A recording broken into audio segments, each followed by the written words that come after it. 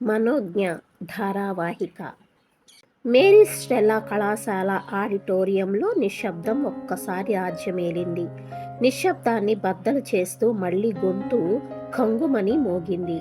ఈసారి ఆ గొంతు మనోజ్ఞది కాదు. అప్పుడే ఆడిటోరియంలోకి అడుగుపెట్టిన హిందూత్వ అల్లరి మోక నాయకుని గొంతు. అందరూ ఒక్కసారి వెనక్కి తిరిగి చూశారు. అందరిలో ఒక్కసారి తెలియని భయం చోటు చేసుకుంది. అందున అందరూ అమ్మాయిలేనాయే. తెలియకుండానే ఒకరి చేతులు ఒకరు పట్టుకున్నారు. ఇప్పుడు ఈ ఆడిటోరియం తలుపులు మూసి పెట్రోలు పోసి నిప్పు పెడితే ఏం చేస్తారు? మాతో పాటు మీరు కూడా కాలి బూడిదవుతారు. మనోజ్ఞ గొంతు అంతకు రెట్టింపు ధ్వనితో మోగింది. ఈ మాత్రం కూడా తెలీదా అన్నట్టు. అన్నా, ఇంతకు మీరెందుకు వచ్చినట్టు వేదిక మీద నుంచే అడిగింది మనోజ్ఞ. నువ్వేనా ఈ తొక్కలో సమావేశానికి నాయకురాలివి? బాగానే ఉన్నావు. నీకెందుకు బుజ్జి ఈ గోలలు? చెప్పు. జై శ్రీరామ్ అని నాతో వచ్చేయి. నిన్ను నా సొంత చెల్లిలా చూసుకుంటా. అనకపోతే అంది మనోజ్ఞ. చచ్చిపోతావు. ఆగమాగం చేస్తాం. మీ చెల్లి నీ మాట వినప్పుడల్లా ఆగమాగం చేస్తావా అన్నా? అంది మనోజ్ఞ. ఏయ్ పాగల్దానా, నా చెల్లెక్కడా? నువ్వెక్కడా? మీ చెల్లిని ఇక్కడికి తీసుకురా అన్నా. మీ చెల్లికి ఎక్కడేమేమి ఉన్నాయో నాకు కూడా అక్కడ అవే ఉన్నాయి. అందరి ముందు నిరూపిస్తా అంది మనోజ్ఞ. ఏందే తెగ వాగుతున్నావు? వస్తున్నా ఆగు అనుకుంటూ 2 అడుగులు లోపలికి వేశాడు.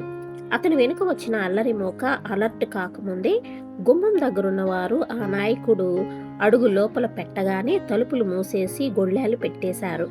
ఇంతలో కాలేజ్ మేనేజ్మెంట్ పోలీసులకు ఇన్ఫార్మ్ చేసింది. ఊహించని పరిణామానికి కంగు తిన్నాడు ఆ అర్చక నాయకుడు. అతని చేతులు వెనక్కి విరిచి వేదిక నెక్కించారు. అక్కడున్న 4 అమ్మాయిలు. ఆ అమ్మాయిల పట్టు సుశిక్షితులైన సైనికుల పట్టులా ఉంది. ఆ 4 మనోజ్ఞ బెస్ట్ ఫ్రెండ్స్. ఆ 4తో పాటు మనోజ్ఞ కూడా మార్షల్ ఆర్ట్స్లో శిక్షణ పొందింది. కానీ ఇలాంటి అవసరం ముందెన్నడూ రాలేదు. వేదిక పైన 2 కుర్చీలు వేశారు. ఆడిటోరియంలోని విద్యార్థినులంతా వారి వారి సీట్లలో కూర్చున్నారు. అదంతా చూస్తుంటే కళాశాల స్టాఫ్కి ఆశ్చర్యంగా ఆందోళనగా ఉంది. ఎంత గొడవ అవుతుందో ఏమో అని భయపడుతున్నారు. పోలీస్ స్టేషన్ కళాశాలకు దగ్గరగా ఉండడంతో పోలీసులు రావడము, అల్లరి మోకను చెల్లాచెదురు చేయడము చిటికెలో జరిగిపోయాయి. విషయం దావానలంలా వ్యాపించడం, మత ఛాందసవాదులు నాయకులు రానే రావడం జరిగిపోయింది. Main stream media, social media కెమెరాలతో రెడీ అయిపోయింది. కళాశాల ప్రిన్సిపల్ సిస్టర్ తల పట్టుకుంది. మనోజ్ఞను మనసులోనే తిట్టుకుంది. అంతా దీనివల్లే జరిగింది. ఇంకా ఇది మన కాలేజీలోనే ఉంటే ఇంకెన్ని తలనొప్పులు తెచ్చిపెడుతుందో అని టీసీ ఇచ్చి పంపించేయాలని ఆగమేఘాల మీద నిర్ణయం తీసుకుంది. పరిస్థితిని ముందుగానే ఊహించాడేమో డిఎస్పి కూడా వచ్చారు. మత పెద్దలతో మాట్లాడి పరిస్థితిని అదుపులో ఉంచడానికి సహకరించమని అభ్యర్థించాడు. ఇద్దరు మంచి స్నేహితులు కూడా కావడంతో అతని ప్రయత్నం ఫలించింది. డిఎస్పితో పాటు ఆ మత నాయకుడు మరో 2 ఆడిటోరియం లోపలికి వెళ్లారు. అక్కడ వేదిక మీద ఉన్న పరిస్థితిని చూసి స్థాణువులైపోయారు. చెప్పన్నా, ఇందాకేమన్నావు?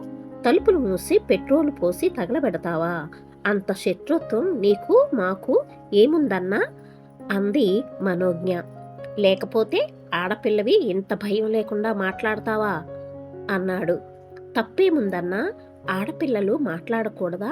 తప్పును తప్పు అని చెప్పడంలో ఆడేంటి మగేంటి? అందరూ ఒకటి కాదా? మీరు తప్పు చేస్తున్నారు. మతాన్ని చెబుతున్నారు. మత మార్పిడులు చేస్తున్నారు. అందుకే అన్నాడు. సెయింట్ తెరసా కాలేజీలో విగ్రహాలను పగలగొట్టారా? పగలగొట్టింది విగ్రహాలనే, మనుషుల్ని కాదు. మా మాట వినుకుంటే ఈసారి జరిగేది అదే అన్నాడు. అన్నా, నువ్వేం చదువుకున్నావు అన్నది మనోజ్ఞ. 5వ తరగతి. ఆడిటోరియంలో కూర్చున్న వాళ్ళంతా ఒక్కసారి గుల్లుమని నవ్వారు. ఏయ్, ఎందుకు నవ్వుతున్నారు? పిచ్చి పట్టిందా అన్నాడు. నవ్వరా మరి? 5వ తరగతి అంటే అదేదో పెద్ద చదువు అనుకున్నావా? అన్నా, శ్రీరామచంద్రుని గురించి నీకేం తెలుసో చెబుతావా అన్నది. ఎందుకు తెలీదు? బ్రహ్మాండంగా తెలుసు. మా ఊళ్ళో శ్రీరామనవమి నాడు హరికథ చెబుతారు. మొదటి నుండి చివరి దాకా వింటాను అన్నాడు. కానీ మేమంతా రామాయణాన్ని పూర్తిగా చదివాము. అందులో ఉన్నదంతా మా అందరికీ తెలుసు. మీరన్నట్టు మాకేమీ తెలియదనుకోవద్దు. రామాయణమే కాదు, బైబిల్, ఖురాన్, భగవద్గీత, మత గ్రంథాలన్నీ అందరికీ తెలుసు. నీకు అనుమానం ఉంటే, నీకు తెలియనిది ఏమైనా ఉంటే అడుగు, చెబుతాను అన్నా. మీరు ధ్వంసం చేశారే, ఆ విగ్రహం ఎవరిదో తెలుసా అన్నది. తెలుసు. ఆ మాత్రం తెలియకుండానే పగలగొట్టామా? Mother Teresa. టెరిసా కాదన్నా, తెరీసా. ఆమె ఎవరో తెలుసా? ఆమె విగ్రహాన్ని ఎందుకు పెట్టారో తెలుసా అన్నది. అవన్నీ మాకెందుకమ్మా, పగలగొట్టడానికి సుత్తెలు గడ్డపారలుంటే చాలదా అన్నాడు. మదర్ అంటే అమ్మ కదన్నా. అవును, ఆ మాత్రం తెలీదా? మరి అమ్మను ఎవరైనా కొడతారా చెప్పన్నా అన్నది మనోజ్ఞ. కొడతారా అంటే ఎందుకు కొడతారు? అమ్మను ఎవరైనా కొడతారా?